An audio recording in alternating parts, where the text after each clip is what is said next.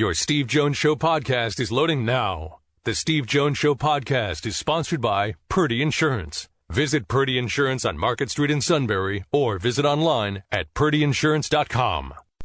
Time to bring in Mike Gross. Mike, how have you been? Well, I'm shopping for yacht insurance, so I'm glad to hear what I just heard. Perfect. Just don't use it on the Susquehanna. Okay, all right. Yeah, I see too much of the Susquehanna, frankly, in this time of year. A message from this station and the ad council. All right. So, Mike, you watched two games. What do you think so far? I think they've a lot of the things that we thought might be issues have not been resolved, but they have not been glaring problems so far. So I think that's good. And the interesting dynamic throughout this season, and certainly through the first two games, have been how you work the freshmen in and sort of build for the future while at the same time trying to win now. And I'm not sure those things are mutually exclusive given how potentially explosive and talented some of these freshmen are. So let's start with one of them, and that's Nicholas Singleton. He and Katron Allen, obviously, but Singleton's the one that shined with 179 yards. What have those two guys, and based on what happened Saturday, Singleton in particular, meant to that running game? I think the sheer speed, and, I saw Singleton's from not too far from here, so I saw him play in high school, and I would not have guessed, based on what I saw, that he was, like crazy fast by the standards of his position, but I remember I did the story on running back group for the Town and Gown magazine, the preview magazine, and I remember Jawan Sider telling me, look out, man, this guy can really motor, and he's turned out to be right. I mean, I everything you have to preface everything with, okay, it was Ohio, they played Ohio, yes, but to turn the corner on a sweep and just take it to the house against any college football team is pretty impressive. Obviously, doing it against Auburn will be a different animal, but what he can do in the big play sense is, James Franklin said it after the game, it has to change the way defensive coordinators prepare and play call against you. He had 4 runs because they those chips. He had 4 runs in the spring where he was better than 21 miles an hour, which is that's motoring. Okay. That is moving. Sean Clifford played really well on Saturday. In fact, now they have been in 3 end of the half or end of game modes, and he has scored a touchdown in all of them. But the world wants to talk about. That's right. Yeah. Right. That's why I do this job, Mike. I can fill in some of those blanks. But everyone wants to talk about number 15, Drew Allar. Beaver Stadium got their first real look at Drew Allar on Saturday. What kind of impression did he make on you? Well, he's such a big kid, and what the football geeks call the arm talent is so obvious with this guy. I thought of, this is a crazy comparison, but who I thought of? Nolan Ryan, a guy who throws so hard so easily. The arm talent is remarkable. One of the things that I saw, and my carpool buddy Dave Jones and I were disagreeing a little bit about this on the way home, but I thought his mobility, at least within the pocket, was pretty good, and I thought he moved around pretty well, and he might be a little bit of not a weapon in the running game, but useful in the running game. That he's such a big kid that people are just going to bounce off him, and we saw a little bit of that. And the other thing that stood out, and again, this is something that Franklin pointed out, but it's so true, the incredible poise that this guy has. It feels like he's very comfortable in what would normally be a very uncomfortable environment for an 18-year-old kid. He moves better. I'm not saying he's a runner. He moves better than people think he does. I thought what was important as to what James Franklin did, no matter what, to start the second half, you always want your starters out there in an early game because they have to get used to coming out of a locker room. Like, I'm cold now, I'm going to come out of the locker room.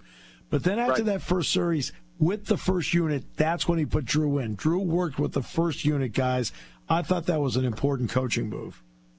Yeah, and he said after the game that his original plan was to get him in the second quarter, but I think he hoped they'd be farther ahead than they were, and that's why that didn't happen. But having said that, James normally plays an awful lot of people at every position other than one, and you know what the one is.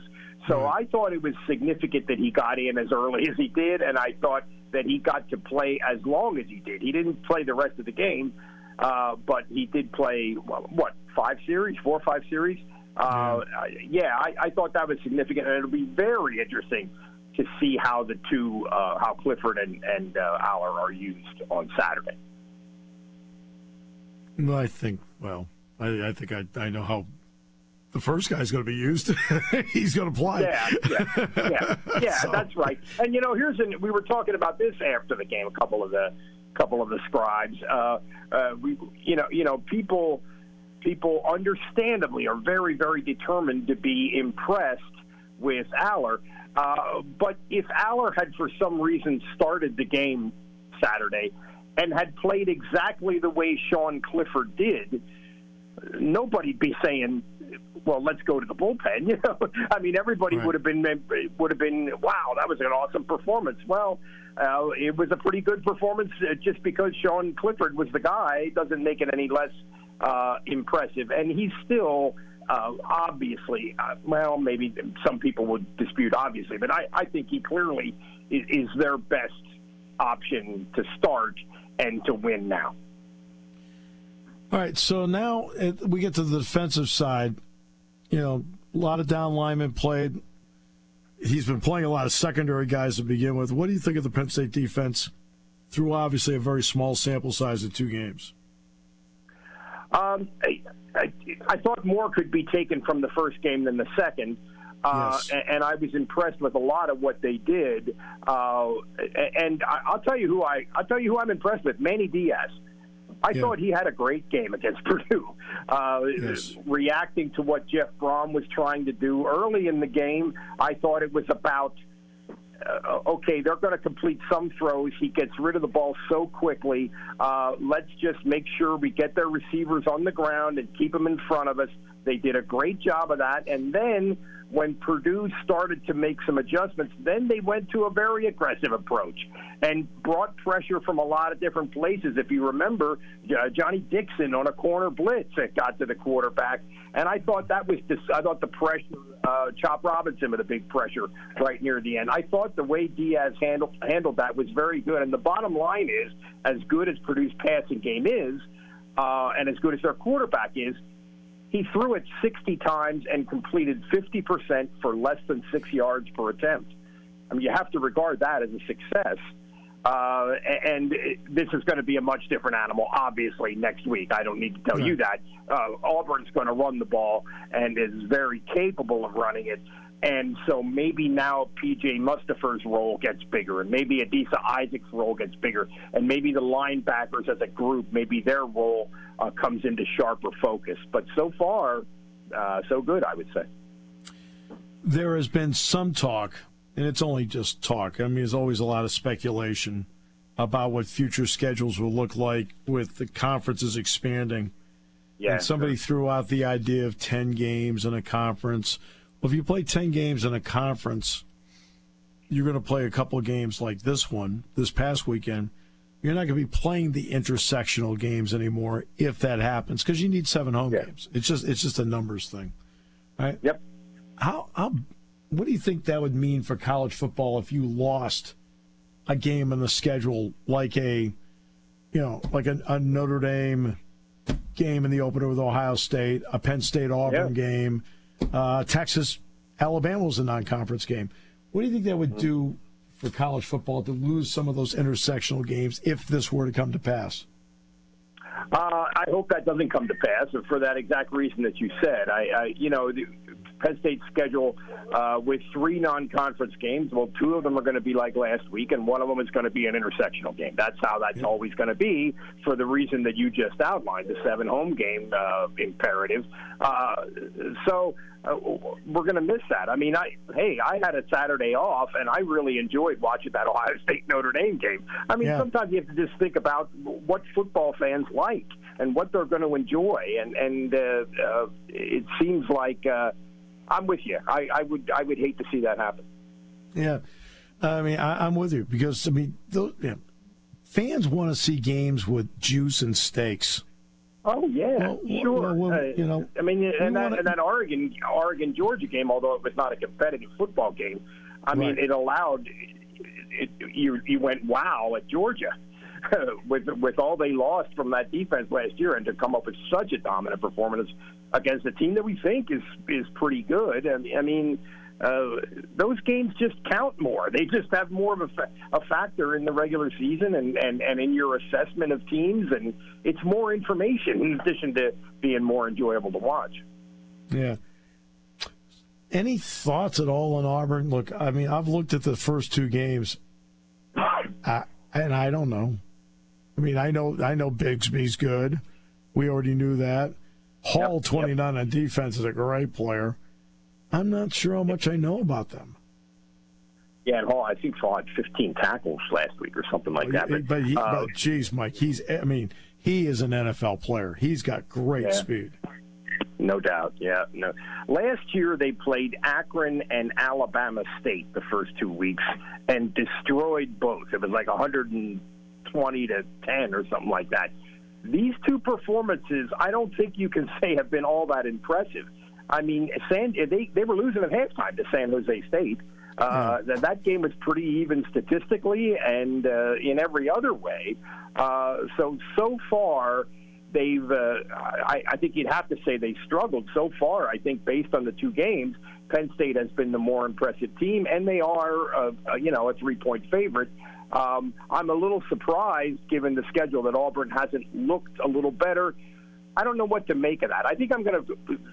One of my projects for this week is to look back in the history of that sort of thing, where teams sort of struggle against somebody you expect them to blow out, and then kind of step onto the big stage, which is what I mean, which is what I'm saying by playing Penn State. Right. But so far they haven't been great. I think that's fair to say. Are you going? I am going. Good. I'm going to guess you've never been there. I've never been there. I'm looking forward to it. Yeah, same here. That's one of those places I've never been to. I don't know. Yeah, the unfortunate thing is you couldn't get a hotel anywhere near the place for less than like $600. So a lot of us are going to be flying into Atlanta and then driving part way, and I don't know how much time we'll actually get to spend in Auburn, Alabama, but we'll see. But I am looking forward to the trip. I've never been there, and pretty fired up about it. It's one of those college football venues. Yeah. Yeah, you're staying in Atlanta? No, I'm not. I'm going a little farther south. Is it Columbus, Georgia? Columbus, Georgia is right over the line. It's like 30 miles away. Yeah. I thought that would be a really comfortable drive to and from the actual game. But yeah, it's a little bit of it's a drive of an hour plus, I think, from Atlanta to. Oh, it's 2 hotel, hours. But, yeah. Oh, it's 2 hours. Yeah, from Atlanta. Oh my, 2 hours. Because the football team is not staying at Auburn, so there's really no place to stay. No, so yeah, it wasn't. It's not a great trip from the sort of logistics of travel standpoint, but again, it's one of those places. I'm glad I'm going to get to go there. Same thing. I'm anxious to see the place. No getting around it. Yeah. Mike, it is always a pleasure. Thanks so much for the time you gave us today. I really appreciate you and the insight. I enjoyed it, Steve, as always. I'll see you in Alabama, I guess. You bet. Thanks, Mike. All righty. See you later. Mike Gross.